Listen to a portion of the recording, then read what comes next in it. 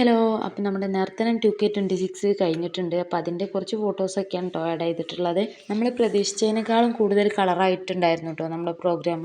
എല്ലാ പ്രാവശ്യവും നമ്മൾ രാത്രിയാണ് പ്രോഗ്രാം വെക്കൽ കേട്ടോ. പക്ഷേ ഇപ്രാവശ്യം നമ്മൾ പകൽ 2 മണിക്ക് സ്റ്റാർട്ട് ചെയ്തിട്ട് രാത്രി 8 മണിക്ക് അവസാനിപ്പിക്കണം എന്ന രീതിയിലാണ് തുടങ്ങിയത്. നമ്മളെ പേരൻസ് ആക്റ്റീവ് ആയതുകൊണ്ടും നമ്മുടെ കുട്ടികളുടെ പ്രോഗ്രാം കുറച്ച് റിച്ച് ആയതുകൊണ്ടും നമ്മുടെ പരിപാടി പ്രതീക്ഷിച്ചതിനേക്കാളും 3-4 മണിക്കൂർ ഏറെ നീണ്ടു നിന്നു. നമ്മളൊരു 9 മണിക്കായപ്പോഴേക്കും നമ്മുടെ സ്കൂളിൻ്റെ കോമ്പൗണ്ട് ഫുള്ളായിരുന്നു കേട്ടോ. ആളുകൾക്ക് നിൽക്കാൻ സ്ഥലമില്ലാത്ത അവസ്ഥയായി.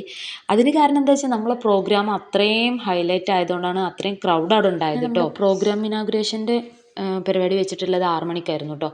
അപ്പോൾ അതിന് നമ്മുടെ പഞ്ചായത്ത് പ്രസിഡൻറ്റും വാർഡ് മെമ്പറും കൂടാതെ നമുക്ക് ഗസ്റ്റായിട്ട് സിംഗറായിട്ടുള്ള അനന്യ എന്ന് പറഞ്ഞ 10ാം ക്ലാസ്സിൽ പഠിക്കുന്ന ഒരു കുട്ടിയായിരുന്നു.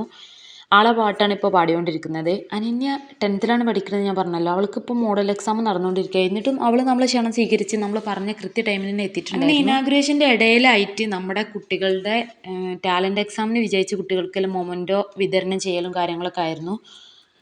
അത് കഴിഞ്ഞ ശേഷം വീണ്ടും നമ്മുടെ ഇനാഗുറേഷൻ്റെ ഭാഗമായിട്ടുള്ള ആശംസാ പ്രസംഗങ്ങളും കാര്യങ്ങളൊക്കെ നടന്നുകൊണ്ടിരുന്നു.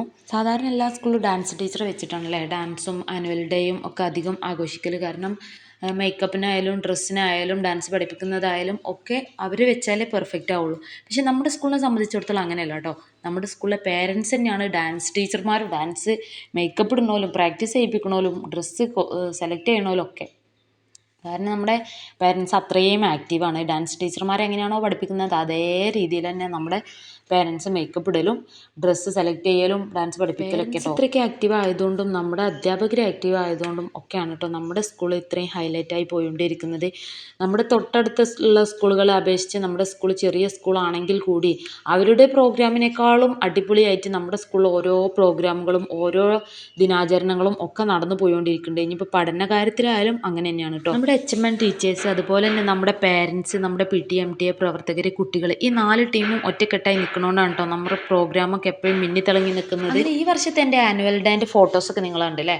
ഫോട്ടോസും വീഡിയോസൊക്കെ ഇഷ്ടമായിട്ടുണ്ടെങ്കിൽ തീർച്ചയായിട്ടും ലൈക്ക് ചെയ്യുക. അപ്പോൾ ഈ വീഡിയോ അവസാനിക്കുകയാണ്. Bye bye.